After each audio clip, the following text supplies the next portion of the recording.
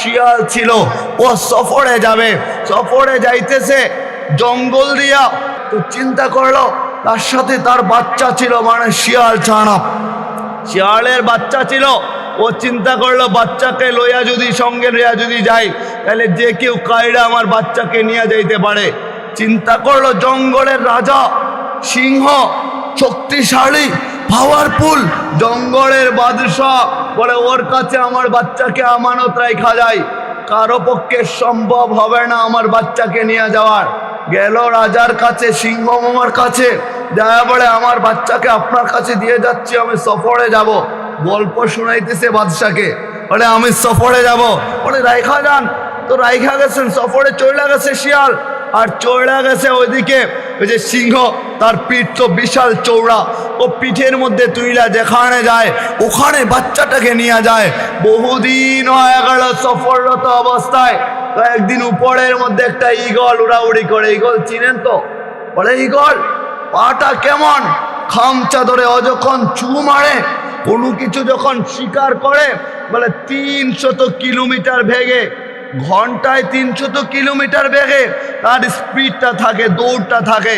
300 kilometre বেগ নিয়ে ও চু মারা শিকারটা কিন্তু করা নেয়। তো তাকায় দেখে আকাশ থেকে, উপর থেকে, বলে সিংহের পিঠে তো একটা বাচ্চা দেখা যায়, ওর চোখের শক্তিটা অনেক তীক্ষ্ণ, অনেক পাওয়ারফুল চোখের শক্তি।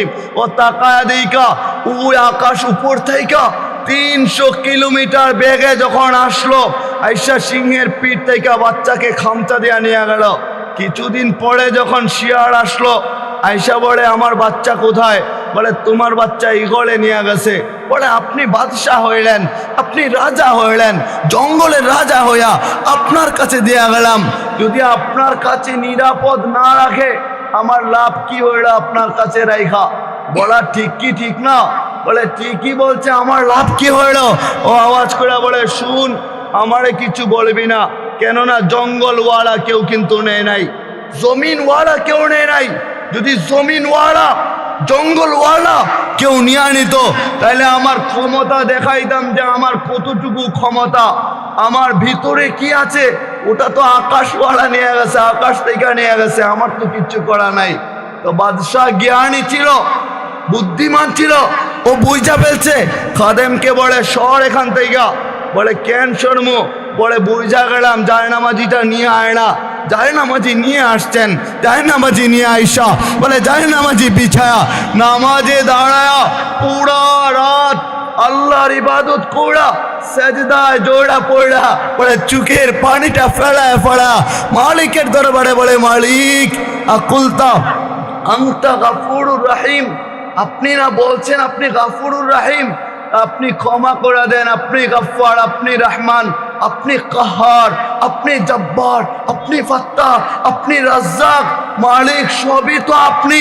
তো দুর্ভিক্ষ হইল, এটা হইল আমি বুঝলাম, কিন্তু জনগণ কি খায়া তাড়াবে? কেন আপনি কষ্ট দিচ্ছেন? পুরো রাত ব্যাপী যখন চোখের পানি জড়ায় জড়ায় কান্না করছেন, সকালে ওইটা দেখেন পুরা দেশটা অন্ধকার হয়ে ঝড় ঝড়ায় বৃষ্টি পড়া শুরু হয়ে গেছে। চিৎকার দিয়ে বলি না, বলে বৃষ্টি হইল, বৃষ্টি হইলে জমিন থেকে ফসল হবে, আর দুর্ভিক্ষ হবে না। তো ক্ষমতা তো মালিকের, দুনিয়া ওয়ালার কাছে কোনো ক্ষমতা নাই। দুনিয়া ওয়ালা কিসের ক্ষমতা দেখাবে? বলে ওরা দুর্বলের প্রতি ক্ষমতা দেখায়। পানি উপর থেকে নিচের লেভেলে যায়, তেলাইল মাথায় তেল দেয়, ধনী ক্ষমতাবান ব্যক্তি ওরই মানুষের চা খাওয়াইতে চায়, বলে গরিবকে খাওয়াইতে চায় না।